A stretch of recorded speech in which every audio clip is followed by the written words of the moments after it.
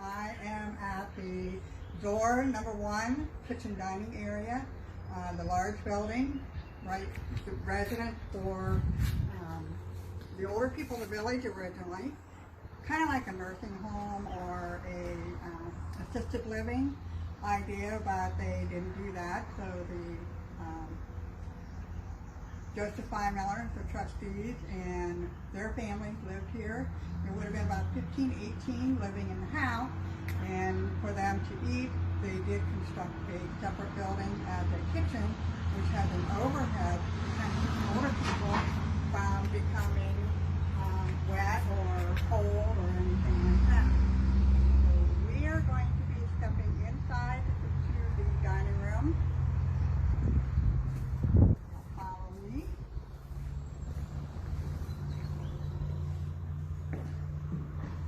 This is the dining area, and it would have had about 15 to 18 people eating in here. It was constructed a little bit larger than other kitchens in the village because there would have been so many people here.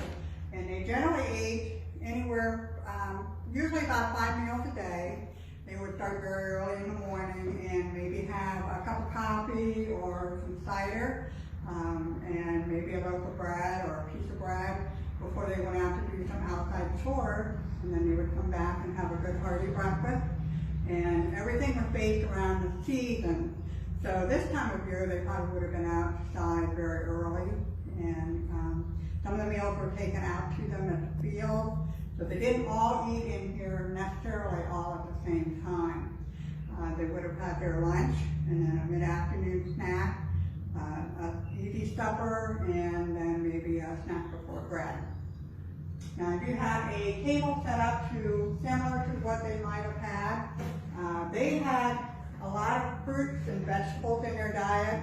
They did not eat a lot of meat, although they did have poultry and fish, but they did not eat a lot of beef or pork at all until much later in the society. But this is kind of set up a little bit like it might have been during the time of the society. We have a roasting pan there, coffee pots, and we also have our little stove, which is the way to heat the building.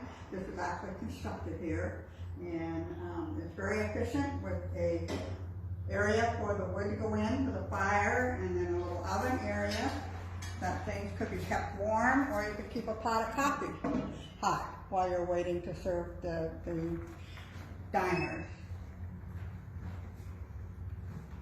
And we'll step on over into the kitchen area, which is the fun area to be. I enjoy being in here. Get my items out of the way. This is where the lady of the house, whoever was here the longest, would be in charge of the cooking and taking care of this particular area, preparing the food, although some of the other women would be available to help with some of the preparation. We do have what we call a kettle oven, and this is basically like a crock pot. Your pot would actually sit right down inside with a fire burning down below, and you could put a pot of soup or stew or anything that you needed to keep going all day long. You could just keep throwing your fruits and vegetables in, which is mainly what made up their diet. They had a lot of whole grain breads that they would eat, which is made at the bakery, but they ate a lot of fruits and vegetables, which made up the biggest portion of their meal. They ate sauerkraut, which was a huge commodity in Zoar. They ate a lot of potatoes, noodles, dumplings, basil, and things that could be easily made and stored over a long period of time. And if you see this kettle, it has a little bit of a couple little feet on it. So if you wanted to, it could sit right on top of the stove, and you could fry on here, which I do have a fry pan. Things got moved. So if you wanted to fry something, you could do that. Fry some apples or eggs or whatever you would like to do in that order. You could also put irons on top for ironing day. So the ironing could be done on wash day, usually on a Monday or a Tuesday. And many of the items that are over here on the shelf are reproductions, are some of the original collection pieces. We have a colander for straining your noodles or any potatoes or anything like that. A few bread pans that were made in the tin shop. Rolling pins. And this I find kind of interesting, which is a scrub brush made of reeds. So it's kind of like an SOS pad. You can see how well it was used. And various items that would have been made, cookie cutters that would have been used. You can make cookies. Your shredder, cutter, some buckets. The bucket right on the very top shelf is a sugar bucket. Sugar was very expensive, and so it was very portioned out. So you didn't use a lot of sugar, but they used a lot of honey. They made their syrup, maple syrup, for sweetening items, but they did like a lot of very strong flavors. Their butter would be left to sit for at least 7 days to ripen. They liked it very, very strong. I grew up with butter that my mother made, and it was rather rank a few times, but that's the way they liked it. They ate it very, very strong. This right here is a dry sink. And what it is, you would have to go outside to the well and pump your water, bring it in by buckets, and then heat your water on the stove so that you would have constant boiling water for doing your dishes, or if you needed to use it in your cooking, it would already be ready. And then you would have your dishwater in a dish pan, such as this. Do your dishes, and the water would then be drained out through a little hole right at the very end of the sink. So they had no running water in the building. You would have to go outside, bring it in, and then process it for whatever you need it for.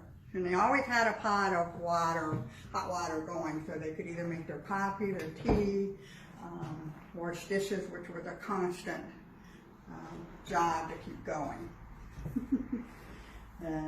Now, if you stand right where that is, you can kind of feel the prints from the ladies that stood there doing their dishes. And they had a nice view because they could look right out the window.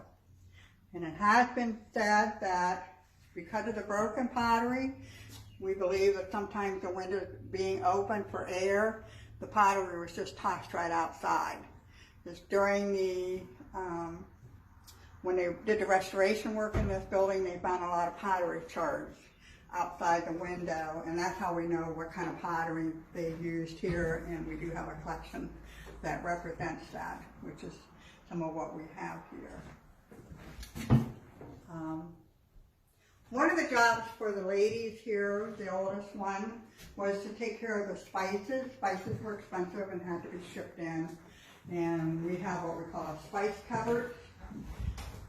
And things like special perfume soap that might be purchased and brought in were wrapped in little pieces of muslin and wrapped in pieces of paper and handed out to the ladies here that needed it once a week. There are numbers on here, which is kind of hard to be able to see it, but the women usually knew how much each household required, and they were usually extensively questioned on how much they needed and why they needed so much on when they picked up their spices.